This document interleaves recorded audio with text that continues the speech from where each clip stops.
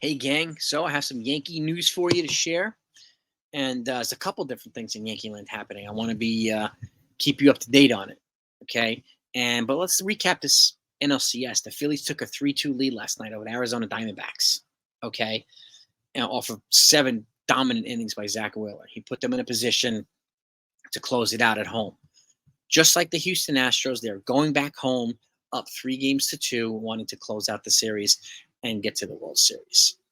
And if the Phillies play the Astros in the World Series, that's going to be a great series. And I think it'll be better than last year's as well, because the Phillies have a couple of things working for them that they didn't have last year. Number one, Bryson Stott, the young, dynamic player. Okay. He's on control for a couple more years, but he's another dynamic weapon that they have. Number two, Jose Alvarado, another lefty weapon in the bullpen. And Trey Turner. They've got 3 things on top of what they already have working for them. So it's going to be a great series. I'll recap everything, obviously, all these games. So if you're not subscribed to this channel and you're a fan, be sure to hit that subscribe button, okay? No matter who your team is, especially if you're a Yankee fan, be sure to hit that button. If you do, I thank you.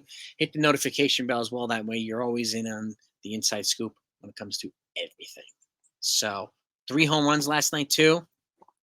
Kyle Schwarber, Bryce Harper, and JT Realmuto. When those bats are working together, this is a deadly team. So congratulations to the Phillies, up 3-2. We'll see who closes it out and faces each other in the World Series. So now over to the topic of the day, the Yankees. A couple things, okay? And I got to give a shout out to the couple guys who had our live stream last night. Shout out to Sunil. Shout out to Jonathan for sharing some valuable intel. To give us a little bit more insight into what's going on in Yankee land. I didn't know about this, but Sunil shared this with me. The Yankees became partners in paddle, which is PADEL, which is essentially a globally growing paddleball and pickleball phenomenon. And they're partnering globally. And what they're going to do is televise some of these events on the Yes Network to try to give some global attention to it. I would imagine at some point it's going to be financially profitable for them. I can't explain where and how, the details right now, but they're definitely going to be partnered here and they're motivated to help it grow globally. So paddle. So, and again, they're diversifying. They diversified into soccer. They diversified into paddleball and pickleball. And I'll just say this. I hope that they're going to use the same motivation to diversify their lineup the way that they're diversifying their business portfolio. We as fans need that.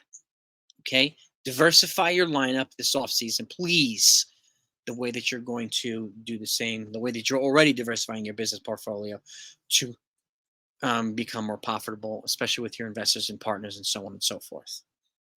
Speaking of that, okay, more Yankee news. Jonathan, these guys are both esteemed members of the 161 family, by the way. So Jonathan is sharing some intel last night with the draft lottery.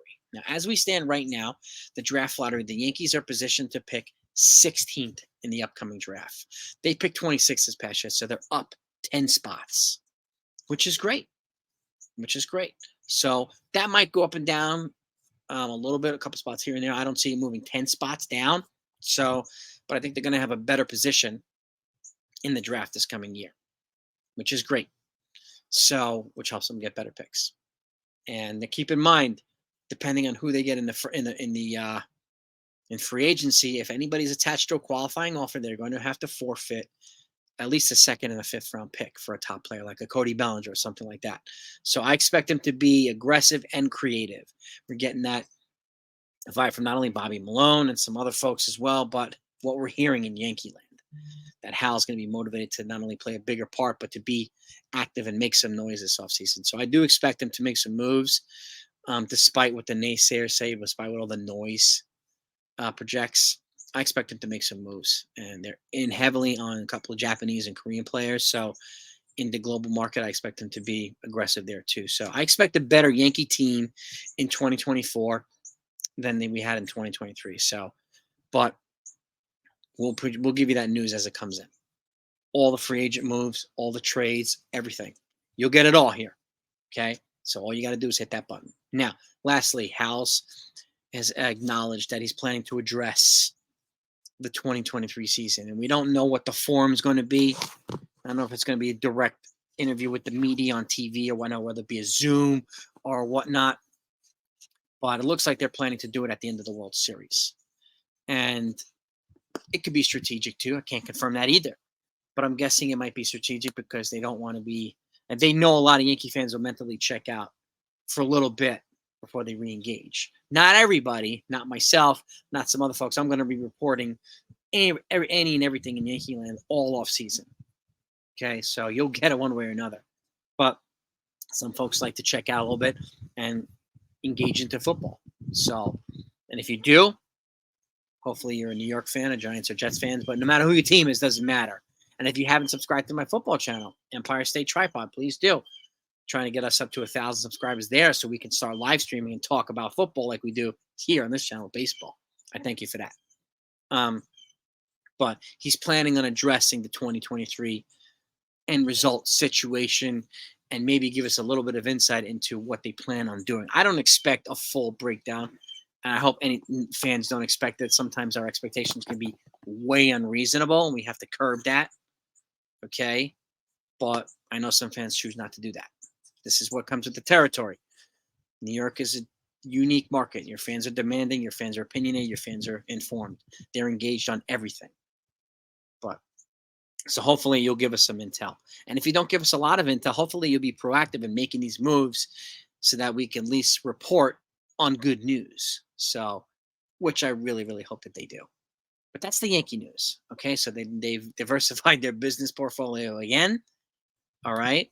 Their draft position right now is 16, which is 10 picks better than last year. Okay.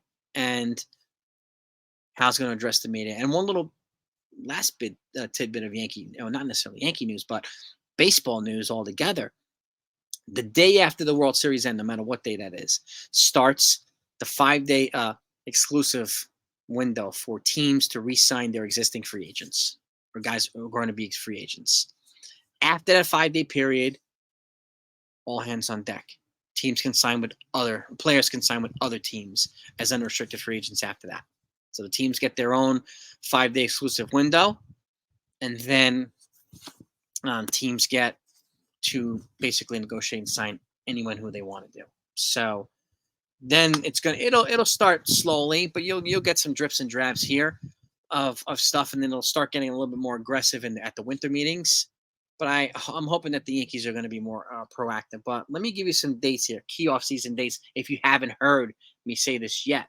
Okay, so you got the GM meetings happen November 8th to the 10th. That's also apparently when the Cy Young Award is going to be announced as well. I'll be live for that because if Gerrit Cole wins, we definitely want to celebrate that live. We haven't gotten the confirmed dates on MVP yet or Rookie of the Year, Manager of the Year, but I'll get that to you. All right. After that, contract option decisions, okay, are due. The due date on that is the 10th. The more significant one for the Yankees is the non-tender deadline, which is November 17th. Okay. So again, November 10th is the contract option decision date. November 17th is the non-tender deadline. Now, I expect the Yankees to non-tender almost everybody in the arbitration list. They're going to non-tender a lot of guys, which will save them a lot of money. And in order for them to make some of the significant moves, they're going to need as much payroll flexibility as possible. So, and then you have the winter meetings from December 4th to the 7th. That's when things will generally pick up. But I expect some moves to happen before that. They generally always do. So, and then you got the MLB draft lottery, December 5th, which is what Jonathan was sharing with us last night. We'll get a little bit more insight into the draft picks. And then the Rule 5 draft is December 7th. Those are the dates we have right now. So the Yankees have to put guys that they want to on the 40-man so that they're not exposed to the Rule 5 draft. I mentioned Clayton Beeter as one who's not on there yet. And who knows what else they're going to do. But there'll be some exposed players to the Rule 5 draft. So that's what I got for you right now, gang. All right, have a great week. If anything else comes out, you're going to get it here. Talk to you next time.